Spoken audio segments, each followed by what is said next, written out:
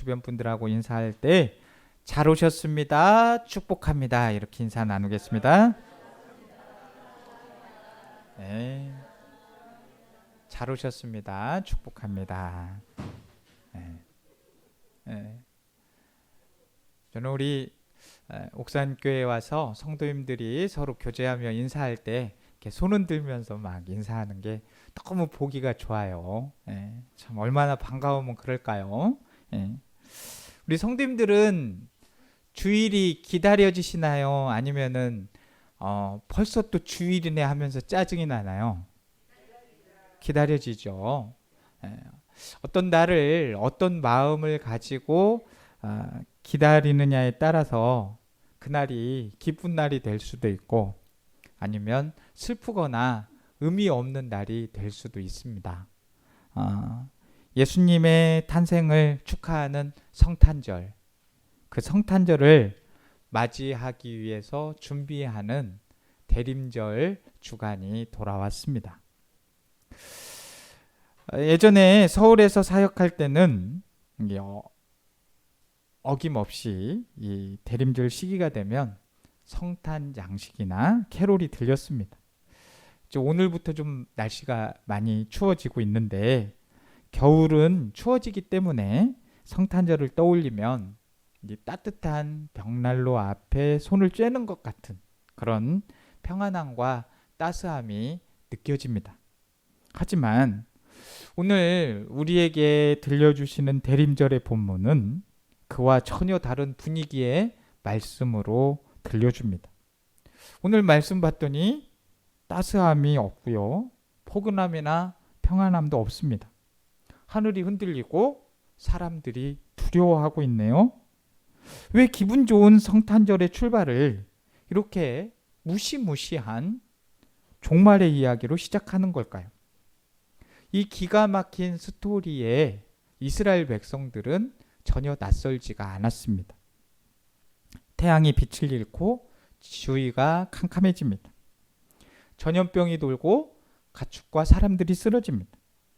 강물은 핏빛으로 물들고 집집마다 아이가 죽어나갑니다. 온 사방에 통곡이 들려집니다. 어둠과 죽음의 그림자가 짙게 드리웠습니다. 히브리인들이 이집트에서 노예 생활하던 때에 일어났던 일들입니다. 이 이야기는 모세의 열재앙 이야기로 더 우리에게 많이 알려져 있죠.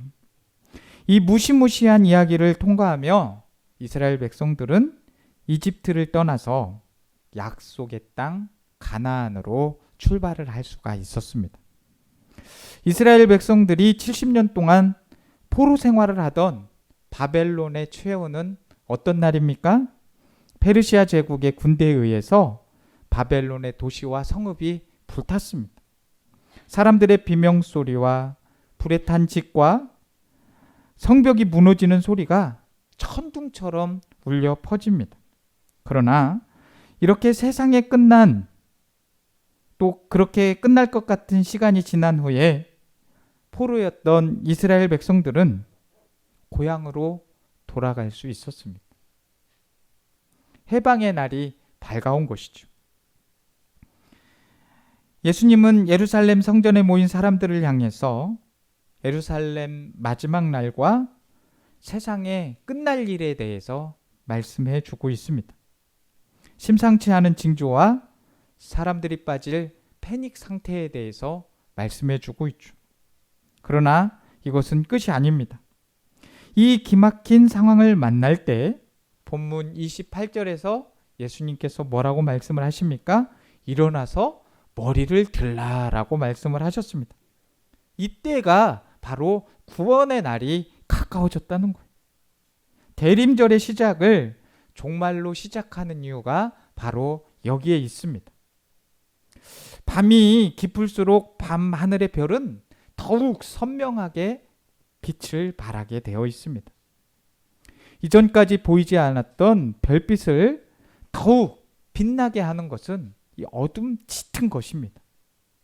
제가 서울에 있을 때는 밤에도 하늘을 봐도 별이 몇 개 없어요. 2개 보면 진짜 많이 본 것 같아요. 그런데 여기에 오니까 밤에 별이 굉장히 많아요. 그리고 새벽 기도회 하기 위해서 일어나서 새벽 하늘 보면은요, 별이 몇 개게요? 셀 수가 없이 많더라고요. 별이 굉장히 많아요. 성탄의 기쁜 소식이 목자들에게 전해진 시간도, 동방 박사들이 별을 따라서 따라온 시간도, 성탄 축하 예배가 대낮보다 어두운 밤에 더 잘 어울리는 것도 어둠을 배경으로 하고 있기 때문입니다. 그런 어둠이 있지만 예수님의 탄생은 어두운 배경으로부터 더욱 밝아진다는 것이죠. 성탄절이 왜 기쁩니까? 우리 성도님들은 쉬는 날이니까요? 아니죠. 선물을 막 주고 받을 수 있는 날이니까 성탄절이 기쁜 날일까요?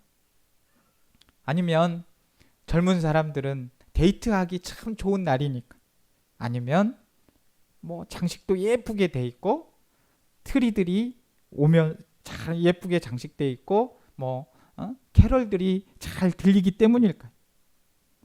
성탄절은 다름없습니다. 예수님이 오시는 날이기 때문에 기쁜 날인 겁니다. 그가 왜 오셨을까요?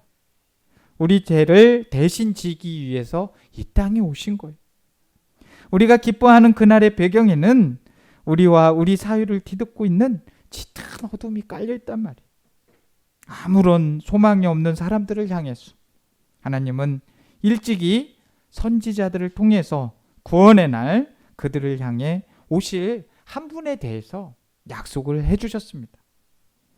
다니엘 선지자는 그 예수님을 곧 인자라 많이 표현을 했고요. 이 예레미야 선지자는 다윗에게서 한 공의로운 가지가 날 것이라고 예언을 합니다. 그가 이 땅에서 정의와 공의를 실행할 것이라는 것이죠. 그날에 유다가 구원을 받겠고 예루살렘이 그분을 통해서 안전하다고 말씀해 주십니다. 하나님의 약속을 들려주는 거죠.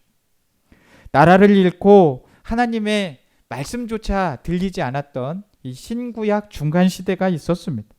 그 긴 시간 동안 이스라엘 백성들은 하나님의 약속을 붙잡고 살았다. 우리는 하나님의 약속을 붙잡고 살아야 됩니다.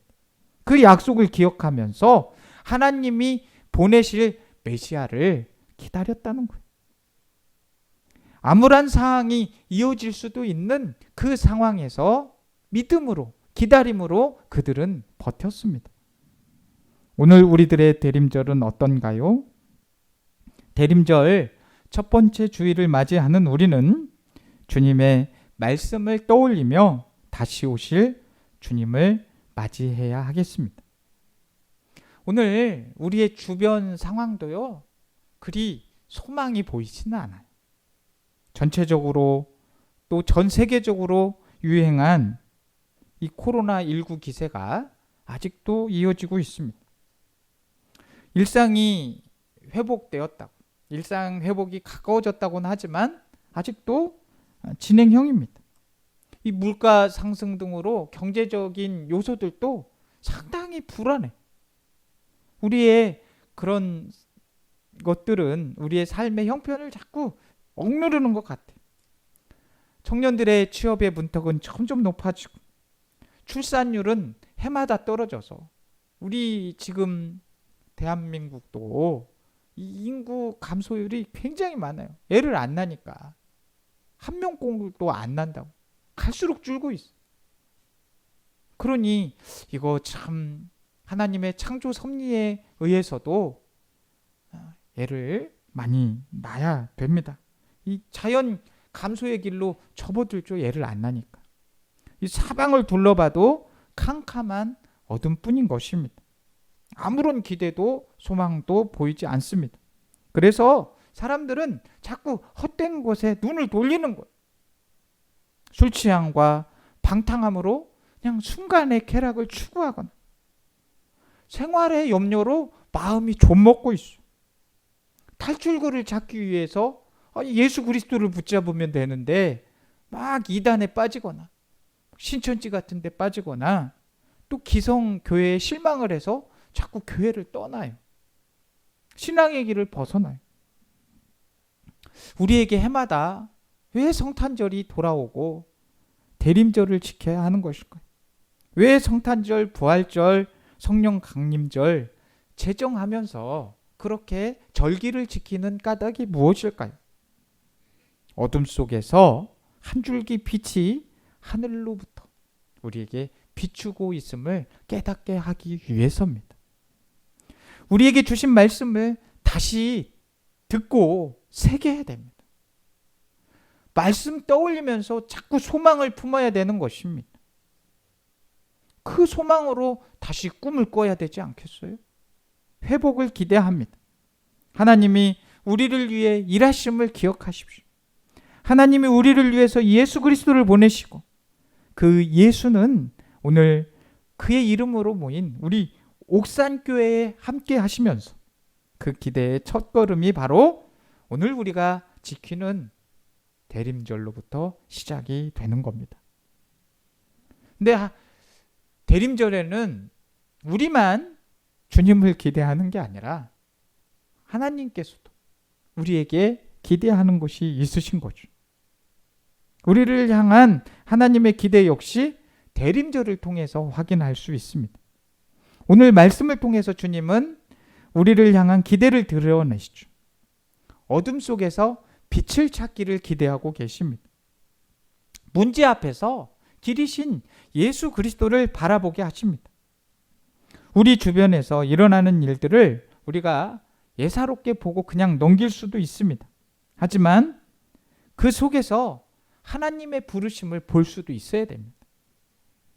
오늘 말씀은 우리들에게 징조를 보고 하나님 나라가 가까이 온 줄로 알라고 깨달으라고 말씀해 주고 있어요. 뜻밖의 그날이 와도 당황하지 말라고 징조를 보여주시는 거예요. 사실 종말은 아무런 일 없이 그냥 갑자기 올 수도 있습니다. 그러나 하나님은 그날이 올 때는 징조를 보여주시겠다고 하는 것이죠. 사람에게는 통증이 있습니다. 아프게 되면 통증이 있죠. 통증은 참 고통스러운 거예요. 하지만 통증이 있기 때문에 우리가 아픈 줄을 알고 병원에 찾아갈 수도 있는 거예요.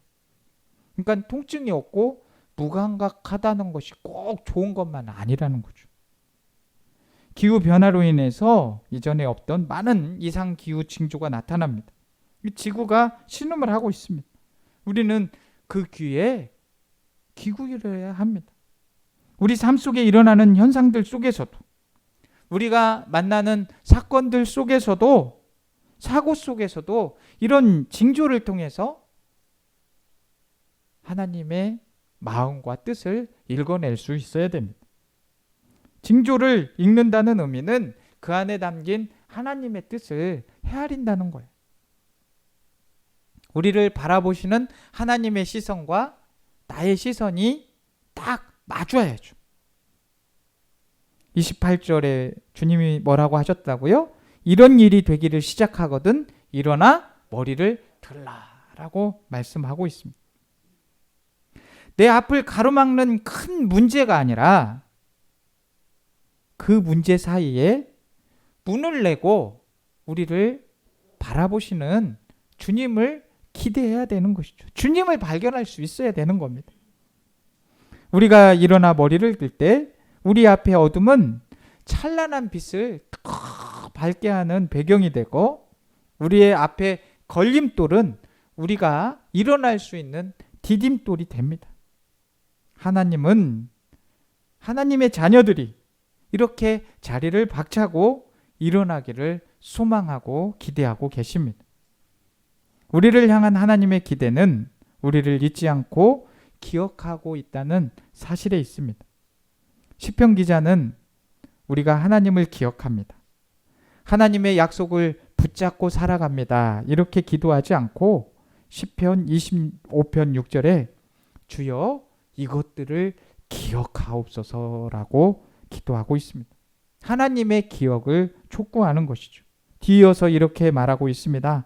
하나님, 내 젊은 시절의 죄와 허물을 기억하지 마시고 주의 인자하심을 따라 주께서 나를 기억하시되 주의 선하심으로 하옵소서라고 기도하면서 하나님의 선하심에 기대입니다. 우리의 구원을 약속하신 하나님은 예수님을 이 땅에 내려보내신 첫 번째 성탄을 통해서 그 약속을 성취하셨습니다. 당신의 백성을 잊지 않고 그들의 아픔과 고통을 기억하셨기에 구원을 기다리는 모든 사람들의 기다림에 응답을 하셨습니다. 또 하나님의 약속하심은 거기서 그치지 않았습니다. 여전히 많은 사람들이 예수님의 오심을 보지 못하고 믿지 못하고 이미 해결된 죄의 문제를 부여잡고 끙끙대면서 사는 거예요. 그런데 하나님께서는 그들 역시도 버리지 않으셨습니다. 그들은 하나님을 잊고 살아가고 있었지만 하나님은 그들을 기억하시는 거죠. 그런 사람들의 공통점이 뭘까요? 하나님을 기억하지 못하고 사는 사람들의 공통점? 자신은 하나님이나 이런 그리스도인들의 삶을 의지하지 않을 정도로 그냥 그렇게 의지하지 않아도 나는 현명한 사람이다. 그것을 강조하면서 사는 사람이에요. 나는 하나님이 없어도 잘 살 수 있다. 이렇게 생각하면서 자기 신념으로 사는 거예요. 우리는 그러죠. 가끔 특히 이제 청소년 시기에는 좀 컸다 생각하면 나는 얼마든지 나 혼자 살 수 있다. 부모님 간섭 따위는 싫다. 그러니까 나 혼자서도 얼마든지 잘 살 수 있다. 그렇게 생각하지만 그렇습니까? 결코 그렇지 않아요. 그리고 자녀들이 막 어느 정도 성장을 하면 자꾸 부모와 떨어지려고 합니다. 부모 말에 순종 안 하려고 합니다. 그렇다고 해도 막 부모를 떠나려고 자녀들이 해도 우리 부모님들이 자녀들 생각 안 하던가요? 그렇지 않죠. 어느 곳에 있든지 간에 부모님은 그 자녀들을 생각합니다.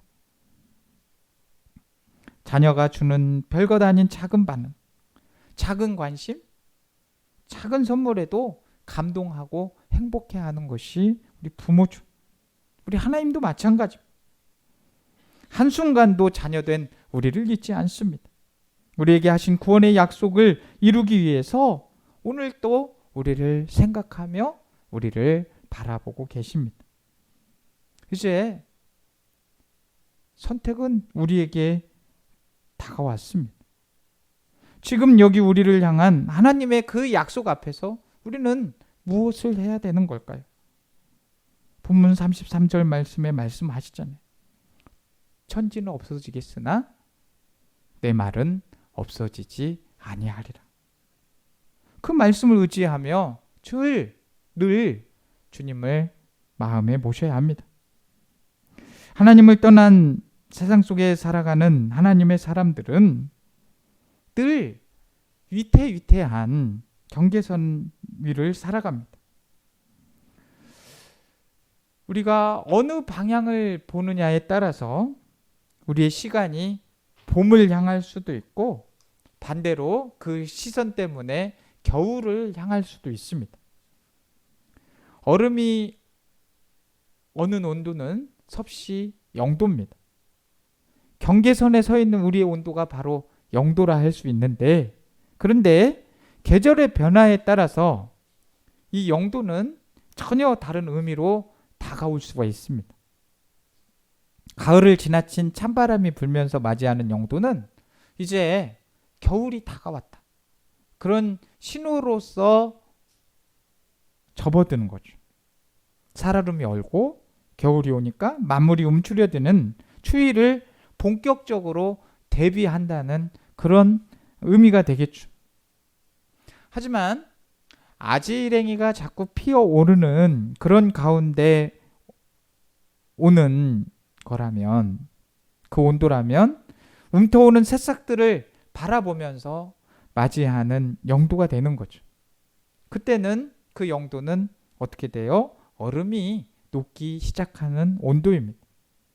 겨울을 견디는 새싹들이 땅을 막 비집고 올라올 수 있는 그런 희망을 바라볼 수 있는 해석이 되죠. 똑같은 영도지만 어디를 향하고 어디를 바라보느냐에 따라서 많은 차이가 있게 됩니다. 똑같이 어려움을 당하고 세상이 흔들리는 가운데 있을지라도 우리가 어디로 향하고 있느냐를 아는 것과 모르는 것은 큰 차이가 있습니다. 격경비에 일어나는 혼란을 통해서 세상이 망할 징조로 바라보는 사람과 그런 징조를 통해서 그 징조를 바라보면서 하나님 나라가 가까이 왔다 이렇게 바라보는 시선은 완전히 다르다니까요. 다른 온도, 다른 계절을 사는 거예요. 그렇다면 우리는 어떻게 이 세상의 온도와 영적인 계절의 흐름을 읽을 수 있을까요? 우리 주님이 뭐라고 하셨어요? 본문 33절에 4절에 방탕함과 술 취함과 생활의 염려로 마음이 둔하여지지 말아라 라고 말씀하고 있습니다. 오늘 말씀 가운데 주님은 그것을 항상 기도하며 깨어 있으라고 말씀을 전해주고 계시는 것입니다. 어떤 일이 일어나더라도 당황하거나 두려워하지 않고 미리 대비한 대로 행동하는 것. 이것이 바로 주님이 우리에게 요구하시는 삶의 자세입니다. 그런 의미에서 기도는 단지 우리가 주님께 소원만 비는 것으로 그치면 안 되는 거예요.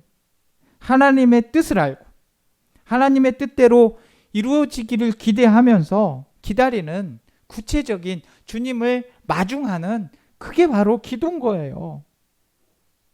감나무 밑에서 감 떨어져라 하면 감 떨어져요? 안 떨어져요. 저도 해봤지만 안 떨어져요. 썩은 것도 제 입으로는 안 떨어져요. 땅바닥으로 떨어지죠. 그런 수동적인 기다림이 아니라 사랑하는 사람이 오기까지 앉아서 기다리지 않고 이 설레는 마음을 안고 한 걸음 마중 나가서 그런 기다림이 되어야 되지 않겠어요? 이 대림의 계절, 대림절의 계절, 성탄의 계절은 바로 우리의 기다림은 바로 이런 기다림이 되어야 되는 거죠. 저와 우리 성도님들은 모두 다시 오실 예수님을 기다리면서 오늘을 살아가는 사람들입니다. 세상은 환해 보이지만 아직도 너무 어두워요. 하지만 어둡기 때문에 더욱더 뚜렷이 보이는 게 있습니다. 우리를 둘러싼 어둠이 짙어질수록 우리를 향한 주님의 약속은 더 빛나게 될 겁니다. 우리는 그 빛을 밝히고 주목하는 대림절의 기간을 4주 동안 보내야 할 것입니다. 그 아름다운 계절, 오늘 대림절 첫 주일을 지내면서 우리가 품어야 할 질문이 있습니다. 짙은 어둠을 뚫고 예수님이 오신 이유, 그 이유가 무엇일까? 그 질문을 잘 가지고 있어야 됩니다. 왜 오셨다고요? 이 땅에 정의와 공의를 실행하기 위해서 오셨고요. 또 서로에 대한 사랑을 잃어가는 채 살아가고 있는 그 사람들을 위해서 우리 주님께서 그 사이를 이어주기 위해서 이 땅에 오셨습니다. 어둠 속에서 두려움을 잊기 위해 현실을 부정하면서 살아가는 사람들에게 밝은 등불이 되어 주시기 위해서 우리 주님은 오셨습니다. 그는 이 땅에 오셨고 지금도 계셨고 또 장차 오실 것입니다. 이것이 주님의 약속입니다. 우리는 그 약속을 붙잡고 삽니다. 그 약속을 기억하면서 기대하면서 기다리면서 살아가야 될 줄로 믿습니다. 비록 캄캄한 어둠이 우리를 둘러싸고 있을지라도 성탄절까지 4주간 동안 우리에게 설레임이 가득한 시간으로 채워지시기를 주님의 이름으로 축복합니다.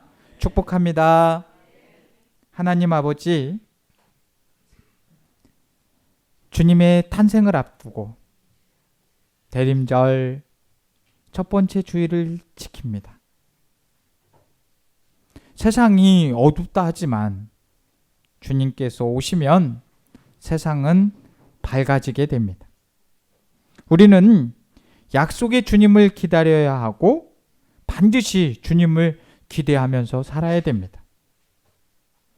주님께서 오시겠지, 이런 수동적인 기다림이 아니라 오실 것을 확신하고 설레임으로 기다릴 수 있는 저희 모두가 되게 하여 주옵소서. 예수님의 이름으로 기도드립니다. 아멘.